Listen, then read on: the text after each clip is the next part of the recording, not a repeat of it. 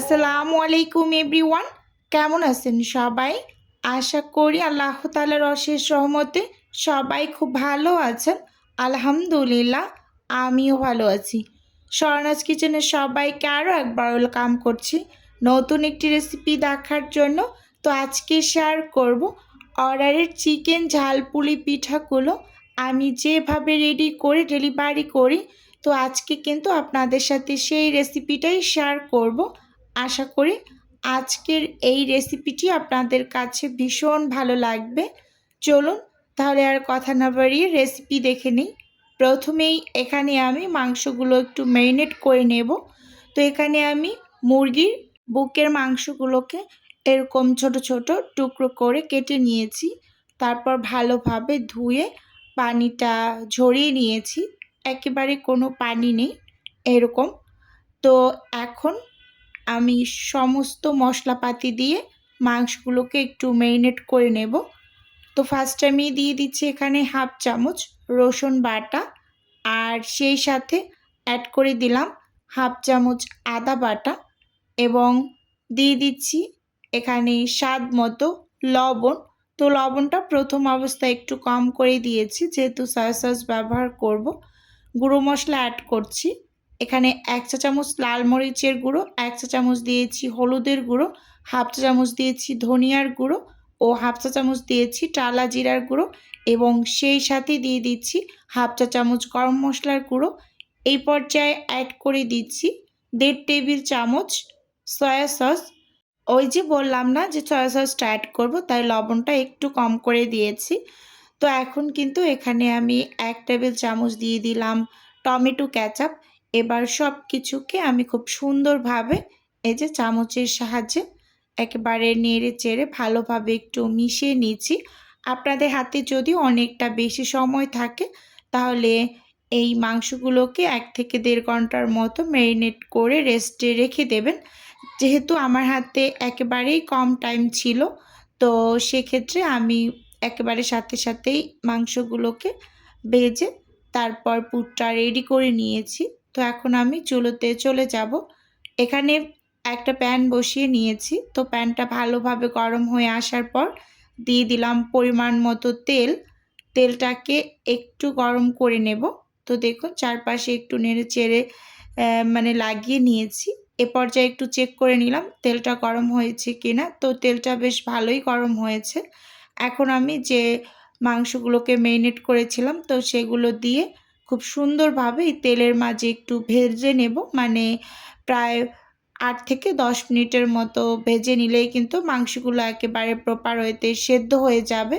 তো দেখুন প্রথম অবস্থায় আমি তেলের মাঝে 1 থেকে 2 মিনিটের মতো একটু নেড়ে চেড়ে ভেজে তারপর আমি ঢাকনা দিয়ে ঢেকে মাংসগুলোকে সেদ্ধ করে নেব। তো দেখুন ভাজা হয়েছে মোটামুটি পর্যায়ে। এবার ঢাকনা দিয়ে ঢেকে একেবারে 3 থেকে 4 মিনিট একটানা রান্না করে নিয়েছি। তো এই পর্যায়ে আবার ঢাকনা খুলে একটু নেড়ে চেড়ে নিচ্ছি, যাতে করে আবার নিচ থেকে ধরে না যায়।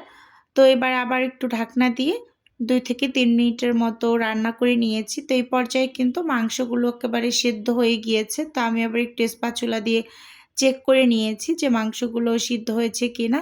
তো দেখলাম মাংসটা ভালোভাবে সেদ্ধ হয়েছে। এখন হচ্ছে আমি এই যে মাংসগুলোকে তুলে নিচ্ছি তেল ঝরিয়ে। তো প্রথম অবস্থায় অনেকের মনে হয়েছে যে তেলের পরিমাণটা কেন এত বেশি দিলাম। তো এই যে দেখুন আমি এই তেলের মাঝেই কিন্তু পেঁয়াজ দিয়ে দিলাম একটু বেশি করে। এরপর এখানে আমি কাঁচামরিচ কুচি অ্যাড করে দিচ্ছি। খুব সুন্দরভাবে কাঁচামরিচ কুচি আর পেঁয়াজটাকে একটু তেলের মাঝে ভেজে নেব। তো এই কারণেই কিন্তু তেলটা একটু বেশি দিয়েছি, যাতে করে পরে আর এখানে তেলটা না অ্যাড করা লাগে। প্রথম অবস্থায় একেবারে একটু বেশি করে দিয়ে নিয়েছি। এখন কিন্তু পেঁয়াজটা খুব সুন্দরভাবে আমি একেবারে নরম করে ভেজে নিয়েছি। এখন যে মাংসগুলোকে আমি তুলে নিয়েছিলাম তো সেগুলোকে কিন্তু আমি হাত দিয়ে খুব সুন্দরভাবে একেবারে একটু ঝুরো ঝুরো করে নিয়েছি, ঠান্ডা হয়ে আসার পর। এবার দিয়ে খুব ভালোভাবে একেবারে নেড়ে চেড়ে মিশিয়ে নিচ্ছি। আর চুলোর আঁচটাকে আমি একটু কমিয়ে নিচ্ছি, না হয় আবার নিচ থেকে লেগে যেতে পারে। তো সেক্ষেত্রে একটু কমিয়ে তারপর এই কাজটা করে নিচ্ছি। সব কিছু খুব সুন্দরভাবে আলতো হাতে একেবারে নেড়ে চেড়ে এই তেলের মাঝে ভেজে নিচ্ছি। আর এভাবে করে যদি মাংসের ঝাল পুলি পিঠাটা তৈরি করা হয় খুবই ভালো লাগে। অনেকে অনেকভাবে তৈরি করে আর এটার আসলে অনেকভাবে তৈরি করাও যায়। অনেকে রান্না করা মাংস দিয়েও কিন্তু তৈরি করে ফেলে। কিন্তু যারা আমার মতো এরকম ছোটখাটো বিজনেস করছেন তো তাদের জন্য অনেকটা উপকারে আসবে। এভাবে করে তৈরি করে দেখবেন, খেতে খুবই ভালো লাগে। তো এখানে আমি কিছুটা পরিমাণ কাঁচামরিচ কুচি দিয়েছি আর মাঝারি সাইজের ২ টা আলু সেদ্ধ করে আমি হাত দিয়ে একটু ম্যাশ করে নিয়েছি। তো এখন দিয়ে দিলাম, দিয়ে খুব ভালোভাবে নেড়ে-চেড়ে মিশিয়ে নিচ্ছি। তো ভিডিওর এই পর্যায়ে আমি আমার নিজের বিজনেসের একটু প্রচার করছি। আপনারা তো অনেকেই জানেন যে আমার ছোট্ট একটা ফ্রোজেন আইটেমের বিজনেস আছে। যদি কেউ কোনো টাইপের ফ্রোজেন খাবার অর্ডার করতে চান তাহলে স্ক্রিনে দেওয়া হোয়াটসঅ্যাপ নাম্বারে নক দিলেই কিন্তু আমি A to Z বলে দেব। আর যদি কেউ অর্ডারটি সরাসরি কনফার্ম করতে চান তাহলে হোয়াটসঅ্যাপ নাম্বারে কল করে অর্ডারটি সরাসরি কনফার্ম করতে পারবেন।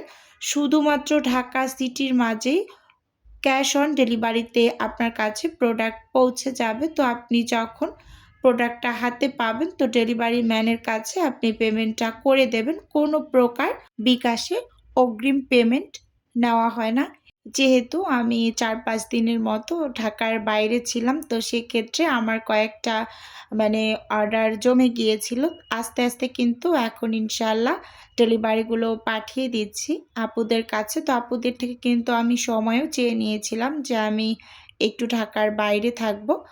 তো এসেই কিন্তু আবার কাজ শুরু করে দিয়েছি। অনেকটা শীত, শীতে কিন্তু কাজ করে আগানোও যায় না। কি আর বলবো, তারপরও আস্তে ধীরে করে নিচ্ছি। তো এখানে সবকিছু খুব ভালোভাবে মিশিয়ে নেওয়ার পর একটা স্বাদে ম্যাজিক মসলা এবং একটু লবণ কম হয়েছিল তো একটু চেক করে লবণও দিয়ে নিয়েছি।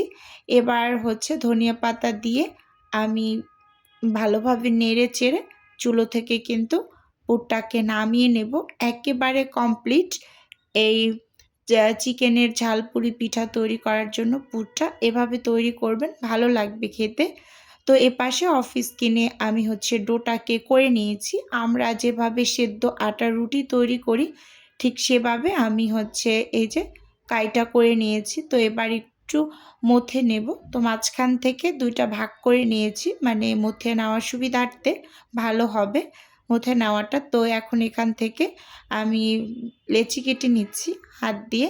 একটু বড় বড় সাইজের করে লেচিগুলো কেটে নিচ্ছি, যা থেকে আমি ২ থেকে ৩ টা রুটি বের করতে পারি। তো এইরকম করে সাইজ করে কিন্তু কেটে নিয়েছি। এই যে দেখুন খুব স্মুথভাবে আমি ডোটা করেছি আর একটু স্মুথভাবেই ডোটা তৈরি করতে হবে। আমার এর আগে একটা ভিডিও দেওয়া আছে, তো সেখানে কিন্তু আমি ডো কিভাবে করি পানির পরিমাপ সহ দেখিয়ে দিয়েছি।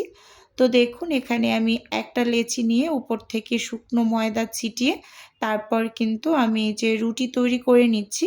একটু মোটামুটি সাইজের বড় করেই রুটিটা তৈরি করে তারপর এখান থেকে আমি ছোট ছোট রুটি কেটে বের করে নিচ্ছি। এই যেখানে একটা স্টিলের বাটির সাহায্যে আমি কেটে নিচ্ছি।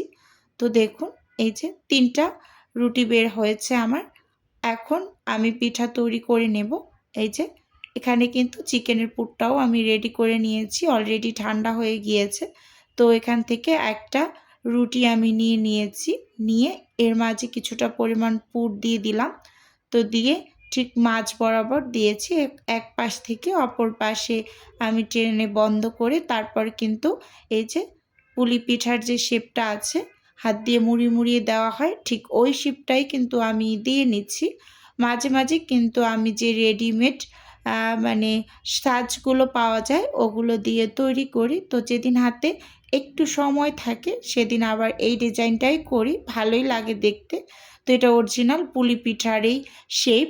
এই যে দেখুন এখানে আমি অনেকগুলো রুটি একসাথে কেটে নিয়েছি, তাড়াতাড়ির জন্য, যাতে করে তাড়াতাড়ি করে বানিয়ে নিতে পারি। তো সেজন্য এভাবে করে কেটে তারপর কিন্তু সবগুলো একসাথে এখানে তৈরি করে নিয়েছি। এই যে দেখুন একেবারে অনেকগুলো মানে পুলি পিঠা আমি একসাথে বানিয়ে নিয়েছি। তো আপুর ২৫ পিসের অর্ডার ছিল, তো আমি ৩০ পিসের মতো তৈরি করেছি আর বাকি কয়েক পিস আমাদের জন্য রেখে দেব। তো এজন্য আমি একটু বাড়িয়ে বানিয়ে নিয়েছি। তো দেখুন এখন এগুলোকে আমি ফ্রোজেন করে তারপর ডেলিভারি করে দেব। তো যেই আপুর অর্ডার ছিল তো ওই আপুর চিকেন ঝালপুলি পিঠার অর্ডার ছিল এবং সেই সাথে চিকেন রোলের অর্ডার ছিল। তো আপু আমার রিপিট কাস্টমার। তো আসলে আমি ঢাকার বাইরে যাওয়ার আগে আমার এই অর্ডারগুলো নেওয়া ছিল। তো আমি এসে এখন আস্তে আস্তে ডেলিভারিগুলো পাঠিয়ে দিচ্ছি। তো আজকে কিন্তু আমার এই ডেলিভারিগুলো মানে চলেও গিয়েছে, আপু এখন পেয়েও গিয়েছে। তো আজকের ভিডিও বন্ধুরা আপনাদের কাছে কেমন লেগেছে চাইলে অবশ্যই কমেন্টস করে জানাতে পারেন। তাহলে এখান থেকেই বিদায় নিচ্ছি। আল্লাহ হাফেজ।